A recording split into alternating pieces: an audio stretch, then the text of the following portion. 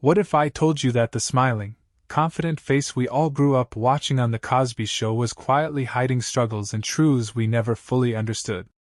At 54, Malcolm-Jamal Warner, best known as Theo Huxtable, left this world too soon, and in his final days, he confirmed what fans had always suspected about his career, his private battles, and his quiet search for peace. On July 20, 2025, while on vacation in Costa Rica, Warner tragically drowned after being caught in a powerful current. His sudden passing shocked fans across the globe.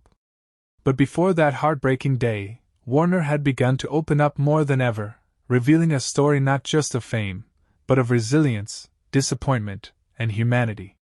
Today, we uncover the truth Malcolm-Jamal Warner confirmed before his death, the truth fans had long suspected, but perhaps were never ready to hear.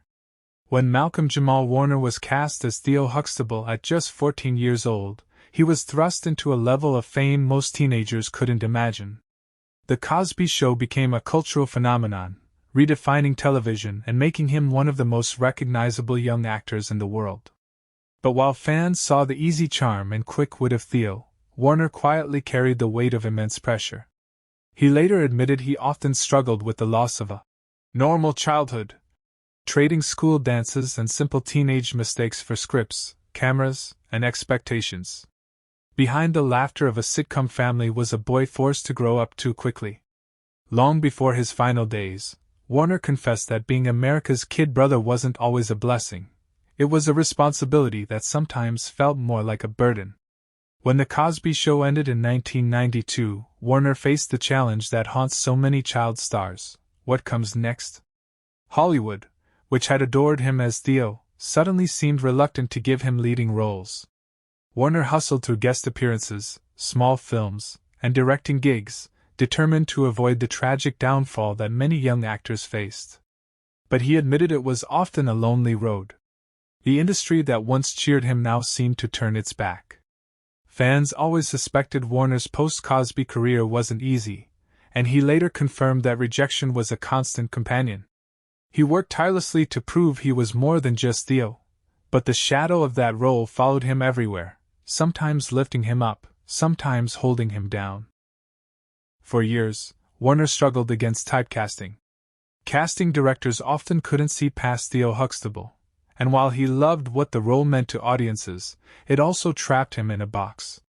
He admitted in interviews that he often felt invisible, as an actor, overlooked for parts that required more edge or complexity. Fans suspected Hollywood's inability to let go of Theo was hurting him, and before his death, Warner confirmed this was one of his deepest frustrations. He longed to play roles that showed his full range, but instead, he often had to create his own opportunities. That painful duality, beloved as Theo, ignored as Malcolm, was one of the great heartbreaks of his career, one he lived with right until the end. When acting opportunities stalled, Warner turned to another passion, music. A talented bass guitarist and spoken word artist, he found solace in jazz, funk, and poetry. His albums may not have topped charts, but they allowed him to express himself authentically. Fans suspected that music was his true therapy, and in his final years, Warner openly admitted it saved him. Performing gave him freedom Hollywood never fully offered, a chance to be seen not as Theo, but as Malcolm, raw and real. Yet even here, tragedy lingered.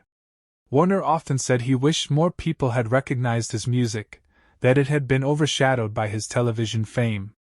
Still, it became one of the few spaces where he felt whole, a piece of himself untouched by the weight of past expectations. While Warner was careful about guarding his private life, he admitted in later years that he faced battles with loneliness, self-doubt, and the unrelenting weight of public perception.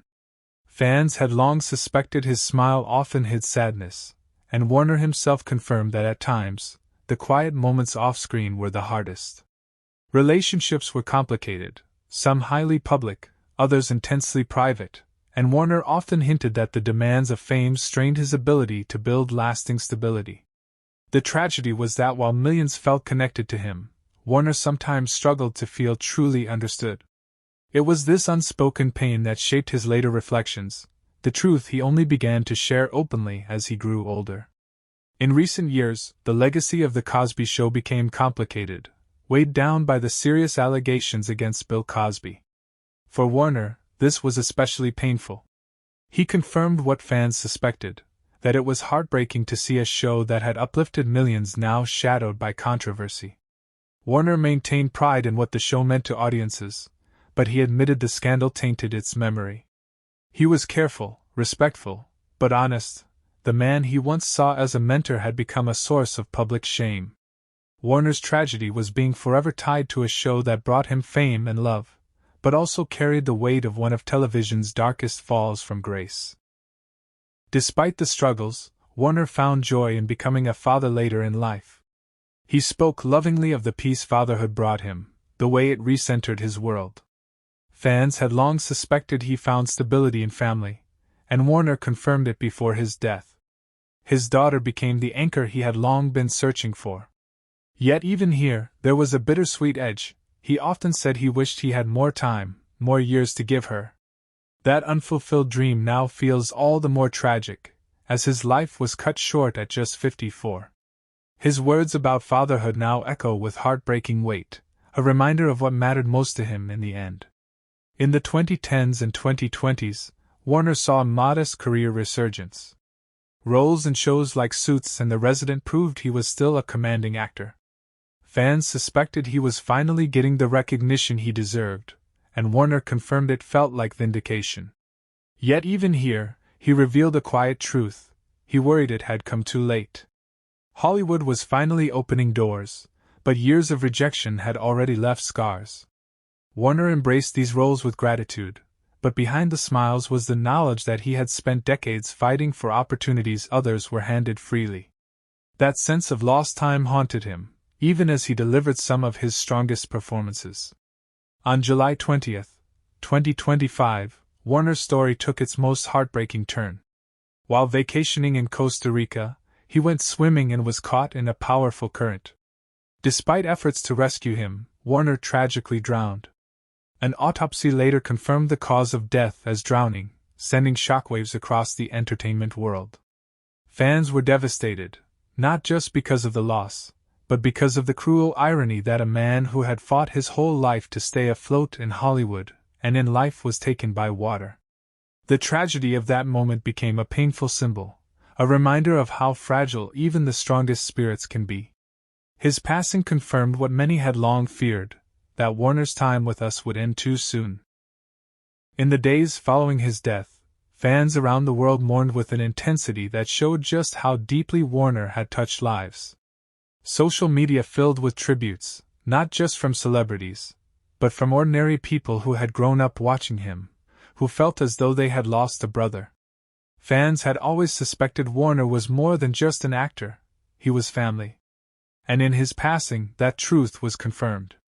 The tragedy was not only his absence but the realization of how much he meant, how deeply he had been woven into the fabric of people's lives. Even in death, Warner's presence was everywhere, proof of a legacy that went beyond television. Before his tragic passing, Warner had begun to speak more openly about his journey. He confirmed what many fans had long suspected, that fame is both a gift and a curse, that typecasting had stifled him, and that his true joy came not from Hollywood but from fatherhood and music. He admitted the industry had often left him broken, but he had found meaning in resilience, in continuing to create even when no one was watching. These confessions now feel like a final message, a confirmation of the struggles, but also of the strength that carried him through. Warner left behind not just memories of Theo Huxtable, but the testimony of a man who endured more than most knew. At 54, Malcolm-Jamal Warner's passing is a heartbreaking reminder of how fragile life can be. He was a child star who grew into a man defined not just by fame, but by resilience, creativity, and quiet battles. He confirmed what we always suspected, that behind the smile was a man who struggled, but who also fought to live authentically.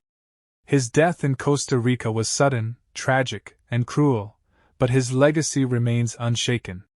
Warner's story is not just one of tragedy, it's one of survival, of art, of fatherhood, and of truth.